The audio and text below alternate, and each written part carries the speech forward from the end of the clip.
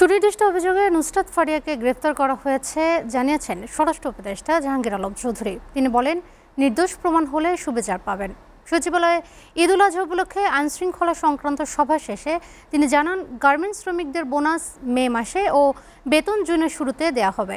এছাড়া পশুর হাটের নিরাপত্তা ব্যবস্থা জোরদার করার কথাও বলেন স্বরাষ্ট্র উপদেষ্টা। আশিকুল আলমের প্রতিবেদন।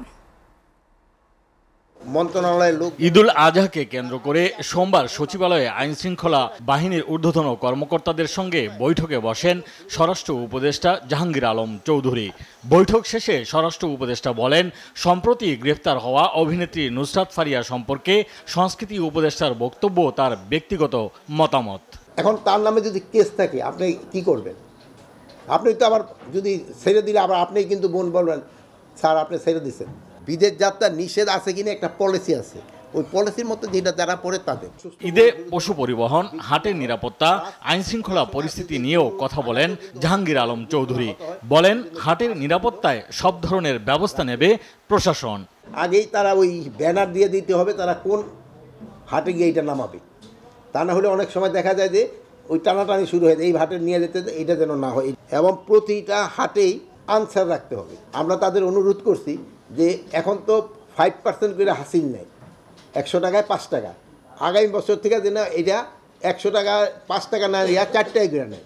এছাড়া ঈদে শ্রমিকদের বেতন বোনাস পরিশোধে শিল্প মালিকদের প্রতি আহ্বান জানান উপদেষ্টা। তবে বলেন, অযৌক্তিক আন্দোলন করলে আইনি ব্যবস্থা নেওয়া হবে। সব গার্মেন্টস এলাকাম বোনাসটা মে মাসের ভিতরে দিয়ে দিতে হবে। এরা মে মাসের ভিতরে বোনাসটা দিয়ে দিবে, আর বেতনটা 1 থেকে 3 তারিখের ভিতরে তারা বেতনটা পরিশোধ করবে। গার্মেন্টস শ্রমিকদের যৌক্তিক যে দাবিগুলি আছে এইটা মালিকেরা অবশ্যই তাদের পূরণ করতে হবে, যৌক্তিক দাবি। বাট কোনো অযৌক্তিক দাবি নিয়ে যদি শ্রমিকরা রাস্তা বা কোথাও ঘেরাও করতে, ওই ক্ষেত্রে কিন্তু আইন শৃঙ্খলা বাহিনী তাদের নিয়ম মাফিক ব্যবস্থা নেবে। দুষ্কৃতকারীদের ছাড় না দেওয়ার কথাও জানান স্বরাষ্ট্র উপদেষ্টা। দুষ্কৃতকারী যেন আইনের আওতায় আসে এবং শাস্তি ভোগ করে, কোনো একটা নিরীহ লোক যেন কোনো অবস্থায় শাস্তি ভোগ যেন না করে, এই ব্যবস্থা আমরা অবশ্যই নেব।